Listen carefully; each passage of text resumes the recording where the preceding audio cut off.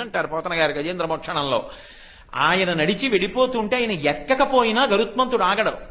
నా మీద ఎక్కలేదు కదా, ఆయన నడిచి వెళ్ళిపోతున్నాడు కదా, కాబట్టి మనం ఇక్కడే ఉందాం, విశ్రాంతి తీసుకుంటూ కూర్చోడు. ఆయన వెంట వెళ్ళిపోతాడు. ఎందుకంటే ఏమో కొంత దూరం వెళ్ళిన తర్వాత వాహనం ఎక్కచ్చు, లేకపోతే వచ్చేటప్పుడు వాహనం ఎక్కచ్చు, అందుకని ఆయన వెంట వెళ్ళిపోతాడు. ఆంతరంగిక పరివారం స్వామికి వాహనానికి అభేదం.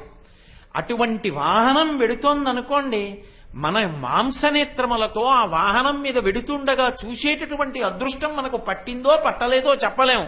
కానీ శారదా నవరాత్రుల యందు భగవతి భిన్న భిన్న వాహనములు ఎక్కడానికి కిందకొస్తుంది. ఆ వాహనం మీద ఆవిడ వెడుతోంది అంటే మన కొరకే దిగి వచ్చినది. ఆ భావనతో ఎవరు కలిసి తిరుగుతారో వారు పరివారం అవుతారు. అది అదృష్టం. అందుకే వాహనం అవడానికి ఏదో ఓ పక్షినో, ఓ పిల్లినో, ఓ పులినో, ఓ సింహాన్నో తీసుకోరు. భగవంతునికి వాహనం